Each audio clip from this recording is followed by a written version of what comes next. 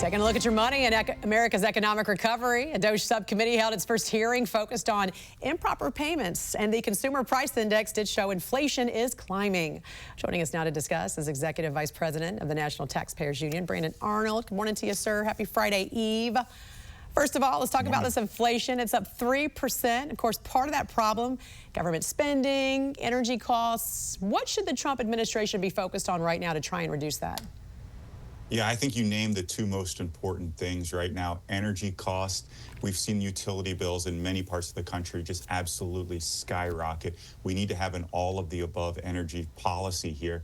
The Biden administration leaned too much into alternative energy, which is fine, but we also need to embrace traditional sources of energy if we're going to drive down those utility bills and the prices at the pump. And then, of course, cutting spending. We can't continue to run $2 trillion deficits and expect inflation to get back to where it needs to be. Yeah, tax relief should continue to be a priority. You always talk about this, the critical spending package the House Budget Committee is tackling right now to review Trump's tax cuts. Talk a little bit about this and really how crucial this is.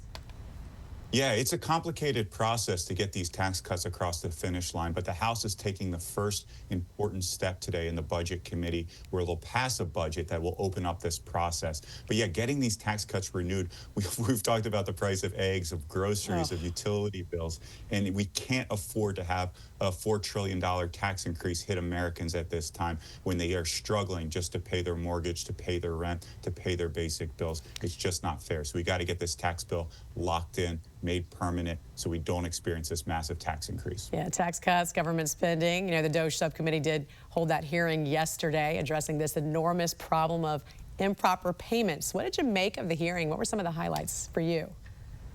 Yeah, improper payments is another way of saying waste, fraud, and abuse in the federal government. We literally spend hundreds of billions of dollars each and every year on things that we shouldn't, on things that payments that shouldn't be made, fraudulent payments and so forth, people that are gaming the system. So I'm really excited that DOGE and the DOGE subcommittee are focused on this enormous problem. You know, just over the last decade, we spent the equivalent of $14,000 per household on improper payments. We need to get that fixed. We shouldn't be sending checks to people that are stealing from the federal government.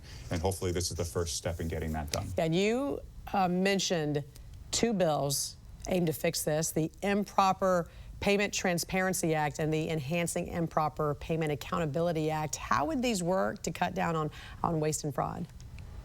Yeah, I mean, they bring transparency to the situation and they prioritize improper payments for the administration, something that I think is already happening now under DOGE. And I think Elon Musk is the perfect person to bring technological solutions, perhaps even artificial intelligence into the equation to make sure that government programs that are sending out these checks actually have checks and balances to make sure these payments aren't going overseas to people or to illegal immigrants that are here that should not be receiving these benefits, or to people that are just gaming the system and engaging in fraudulent activity.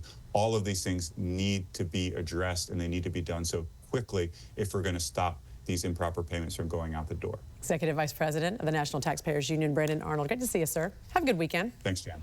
Thank you. Too.